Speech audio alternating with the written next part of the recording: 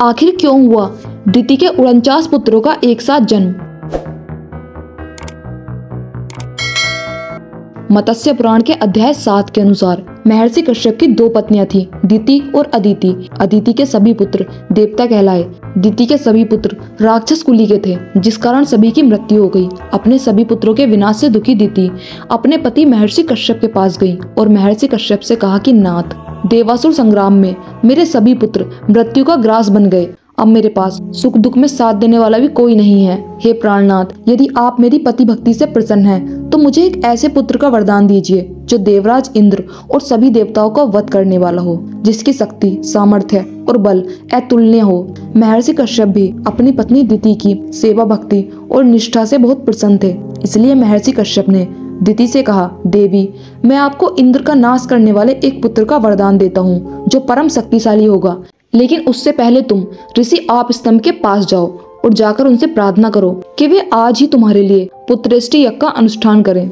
दिति महर्षि कश्यप की आज्ञा लेकर ऋषि आपस्तंभ के पास चली गई और ऋषि आपस्तंभ से प्रार्थना की कि वे उनके लिए एक पुत्रेष्टि यज्ञ का आयोजन करें। ऋषि आपस्तंभ भी यज्ञ करने के लिए मान गए। ऋषि आपस्तंभ ने उस अत्यंत खर्चीले पुत्रेष्टि यज्ञ का अनुष्ठान किया।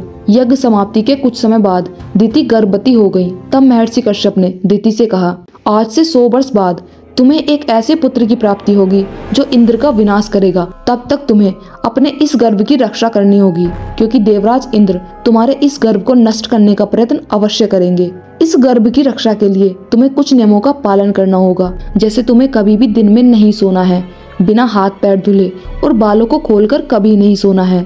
100 वर्ष की समयावधि के दौरान तुम्हें जमीन पर ही सोना होगा। तुम्हें ब्रह्म मुहूर्त में उठकर स्नान कर स्वच्छ वस्त्र धारण करके भगवान की पूजा करनी होगी। रात्रि के समय कभी भी भोजन नहीं ग्रहण करना है। महर्षि कश्यप ने सभी नियम दिति को समझा दिए और दिति से कहा, देवी, मैं अब तपस्या करने जा रहा हूँ। तुम इन सभी नियमों का सावधानी पूर्वक पालन करना।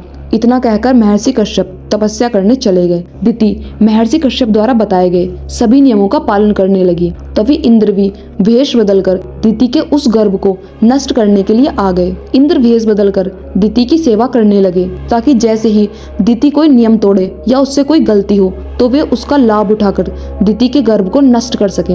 इस प्रकार समय बीतने लगा। जब 100 वर्ष पूरे होने में 3 दिन ही रह गए थे, तब दिति एक दिन बिना पैर धुले खुले बालों से ही आलस्य के कारण दिन में ही सो गई। तभी मौका पाकर इंद्र दिति के गर्भ में प्रवेश कर गए और अपने वज्र से उस अजन्मे बच्चे पर प्रहार किया।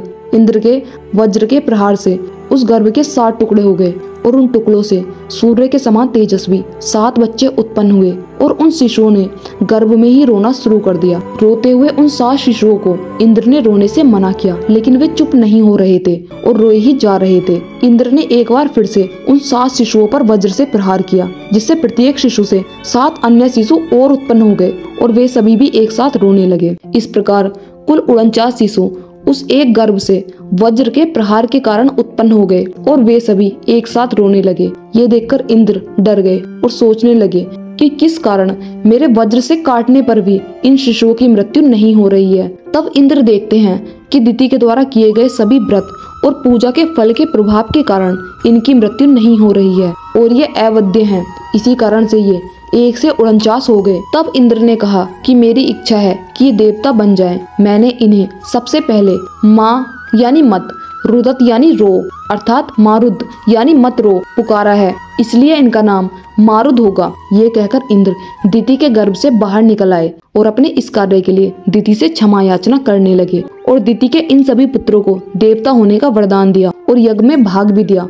देवराज इंद्र दिति को अपने साथ विमान में बैठाकर स्वर्गलोक ले गए। दिति के ये 49 पुत्र मरुद्रण कहलाए और मरुद्रण अपने अच्छे कार्यों के कारण देवता बन गए। इन 49 मरुद्रण को यज्ञ में भी देवताओं के समान ही भाग दिया जाता है। इस प्रकार दिति के एक गर्भ से 49 पुत्रों का जन्म हुआ।